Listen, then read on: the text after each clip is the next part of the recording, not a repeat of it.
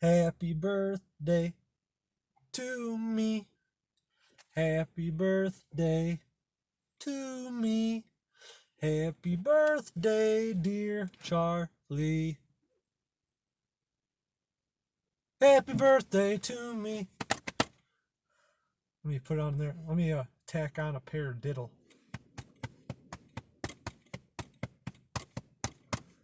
Yep. Happy birthday to me. I'm a whole 34 years old. I'm almost a real boy. I hope one day when I grow up that I become a real boy. Because no one is really born a real boy.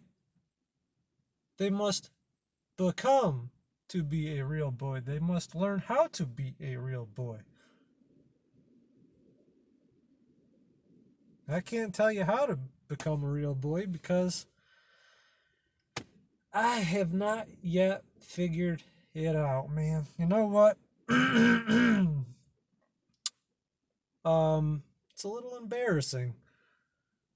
Why? Why is it embarrassing? Why is it embarrassing that you aren't a real boy yet? Well, I guess everybody is different, and everybody who becomes a boy doesn't become a boy about the same time. But I'm a little embarrassed because I'm 34 and I'm not a real boy yet. It's a little embarrassing, you know? Come on. I have, like, hair that grows on my face and under my arms and elsewhere. And I don't know if you can really tell on the camera or whatever, but, like, I'm turning silver. And, not a real boy yet, man. I feel like I should have at least figured out how to become a real boy like no later than like mid 20s. Hell, even like late 20s, you know? Now it's just getting a little embarrassing. It's getting embarrassing.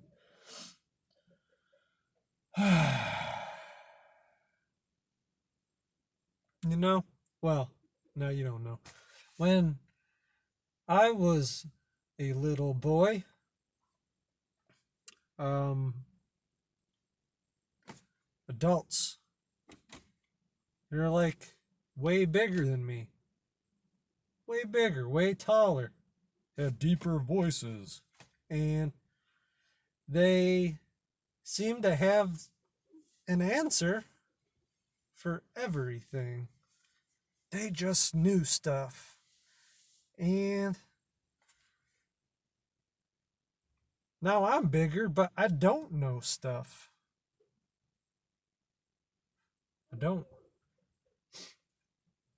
I don't know how to do tax stuff. I don't know uh, how to do car registration stuff. Um, adult stuff. I don't know any of that. And I'm almost to my mid 30s. Yeah. But I'm not going to beat myself up. I'm not going to get down on myself. Because you know what? I try real hard. And nobody can know everything. A person can know a lot of stuff, but they'll never know everything. Yeah, that's true. So I guess there's just going to be some things in life that I'll never know. And, I don't like that, I guess. Kind of, I don't know. You don't know what you don't know. And that only makes me like more curious. Because I want to know. Curiosity is my thing. It's gotten me in a lot of trouble.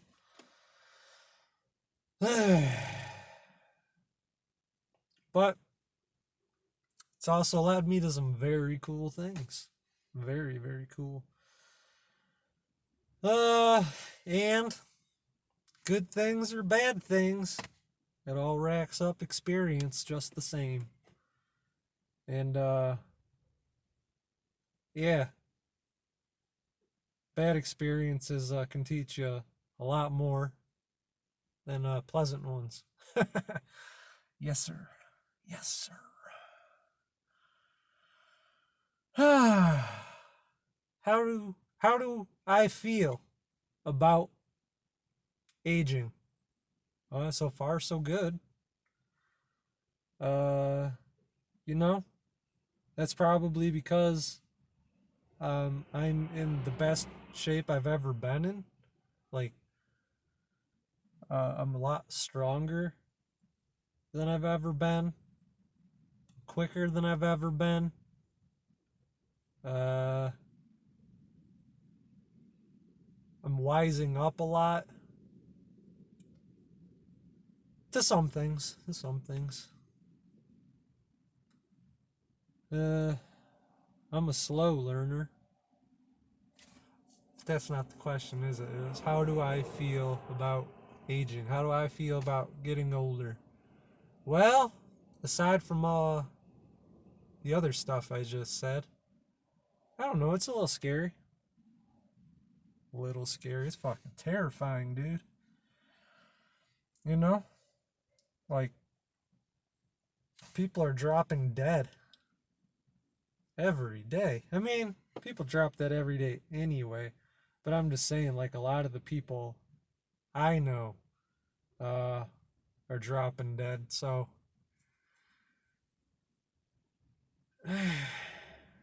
it makes me think about my death. Makes me think about dying.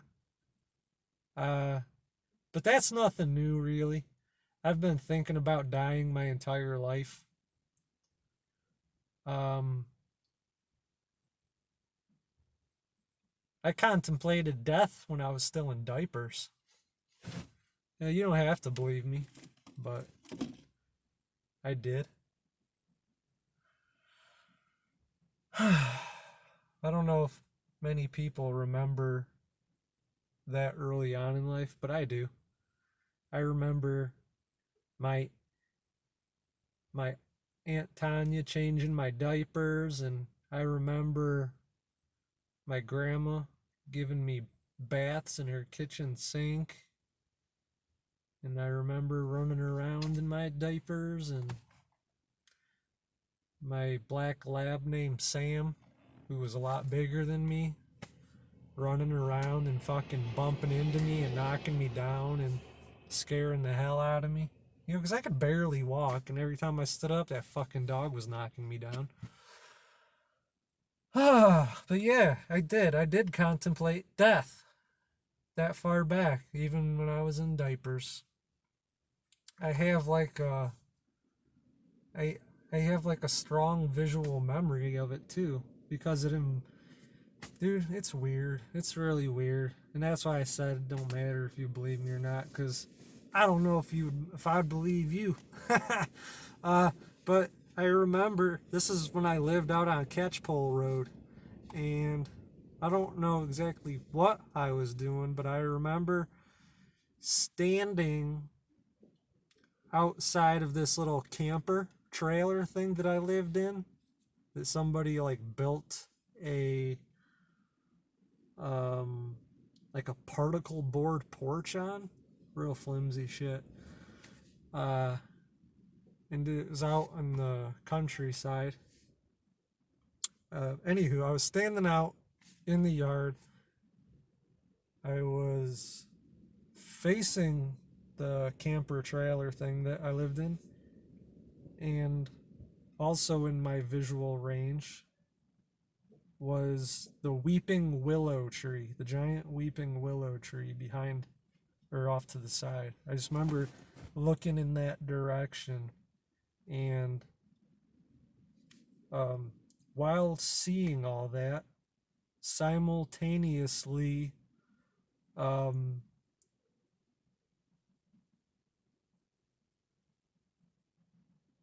um, pondering the concept of immortality. That word very specific. It was immortality. I remember kind of like zoned out looking in this direction, and thinking what immortality meant. And I very clearly remember um, that giving rise to the thought of living forever. And I knew in my bones, I guess, that I'm gonna die. And that didn't bother me. I just kind of like went, didn't bother me. I don't know. And that didn't seem at all peculiar to me until like way later in life when it dawned on me that seems like a very unusual thing for a kid to do. Ponder life and death and the concept of immortality while he's like what, 2? My mom said I was potty trained by the age of 2, so I mean, I was wearing diapers, so.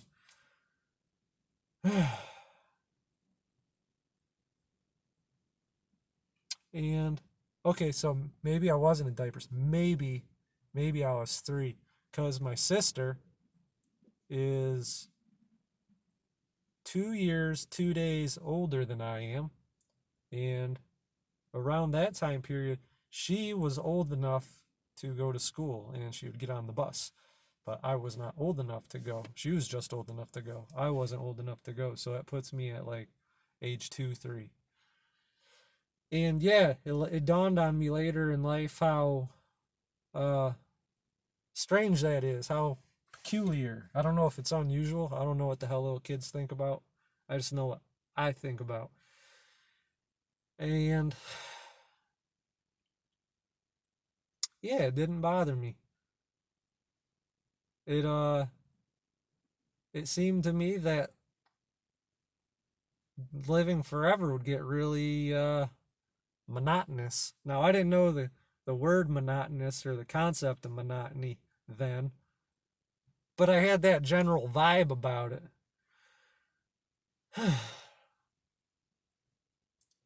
And decade later, so I was probably like 12, 13, somewhere in that age range, and I remember um I was sleeping, or it felt like I was sleeping. Um, and I was dreaming, but at the same time, it didn't feel like a dream. A dream has like a very, um, well, back then, uh, dreams had like a very passive sort of quality to them. Sort of like I was there, but not always like not always like participating in the dream. You know, it was just kind of like watching um, a movie or something like that. But this one was different, and it was more like, I would say, a vision. And the distinction between a dream and a vision, I can't tell you what that is, but it's something I know. And it was it was almost like being on a like a Broadway stage where absolutely everything was blacked out, right? You couldn't see diddly squat. But boom, right there in the center, which everything's black, so I don't know if it was the center. It had nothing for to orient by. But boom, right there in the center, uh, was my grandfather, um, dead, laying in a coffin. And man, it was like really standing there with him, man. It was really like standing there with him. Like he was wearing the stuff that he usually wore, you know, button up, like pearl button shirt, leather jacket, that gold chain he wears, suave hair, handsome. And it was like looking out my eyeballs, you know? like being there, actual presence. And boom, I like jumped in bed and bawled my eyes out. I cried so hard. I was so terrified. And from that point on, like till now, presently, I I like almost obsessively think about death all the time, man. Not a single day passes where I don't think about dying. And it is freaky shit, man. Scary.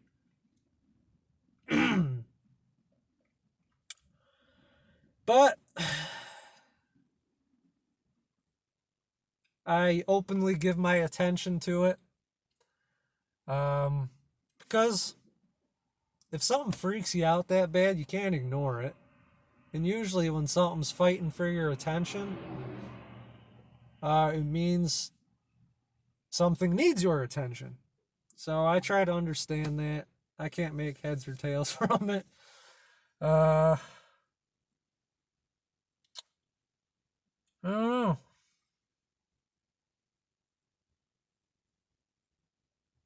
I mean, it's natural, it's normal.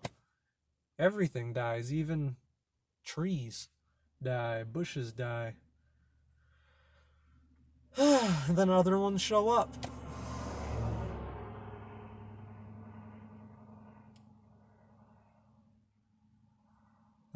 Maybe it's scary because you can't really imagine, like, being dead. Because once it's over, you know? You know, there's a whole lot of people who really, really are vested in an afterlife. They're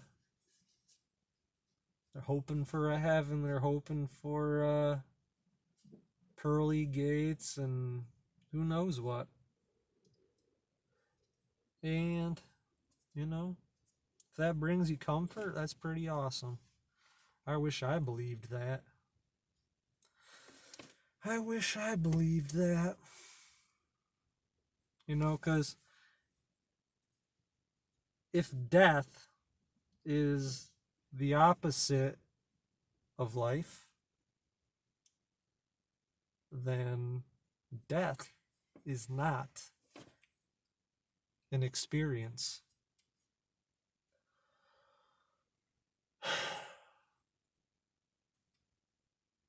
So you can't experience it. Which, I mean, that ain't bad. That's actually kind of sweet. It'd be like before you were born, right? How stressed out were you before you were born? Zilch. You didn't have to be anywhere. You weren't in debt. You never got the shits. Never had a tummy ache, you know? It was great. Before being born, it was good.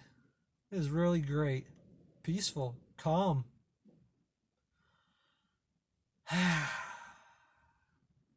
Yeah. Good stuff. But, you know, even though I don't think there's an afterlife, I do need a sort of perspective that keeps me going into the inevitable in a positive, constructive way.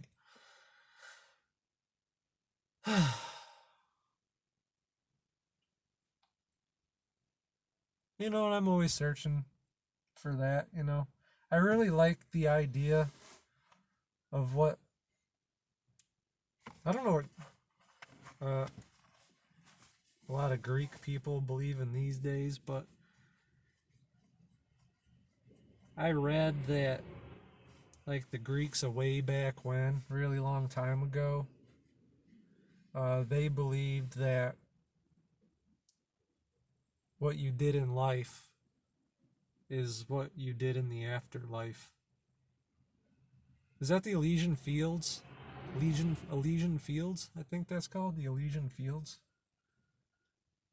In the example I read or heard or whatever was, if you plowed a field in life, then you plowed a field in the afterlife.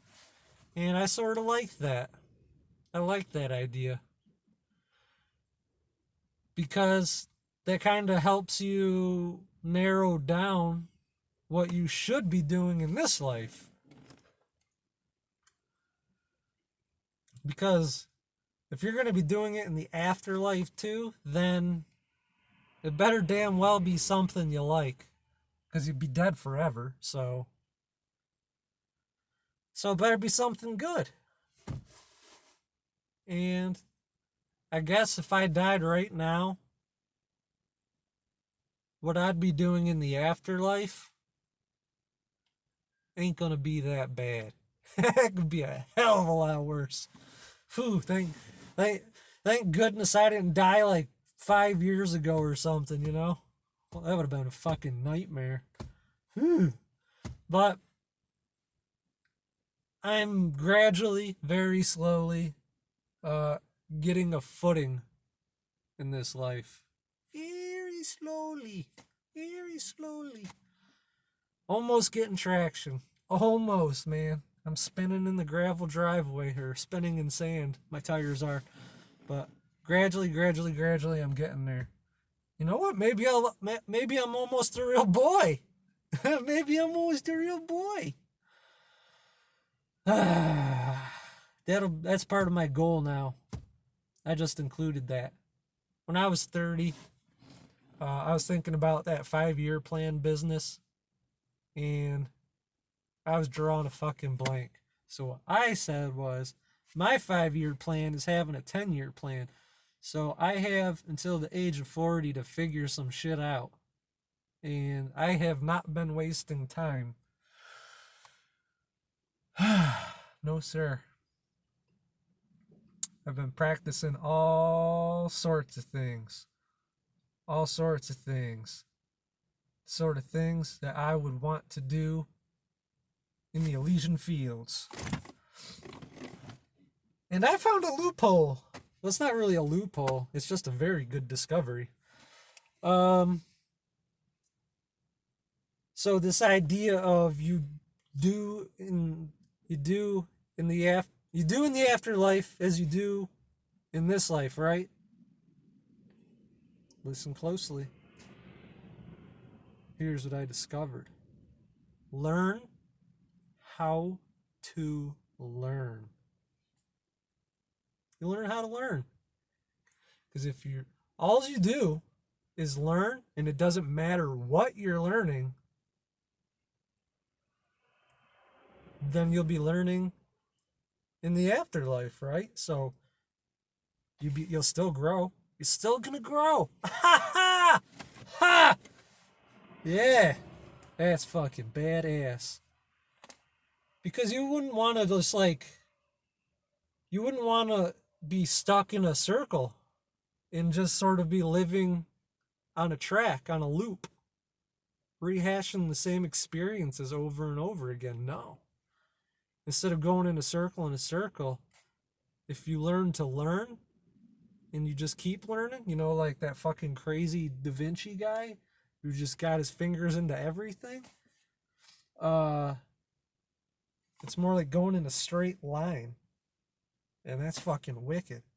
Because if you're going straight, you're not going to continuously run into the same experiences.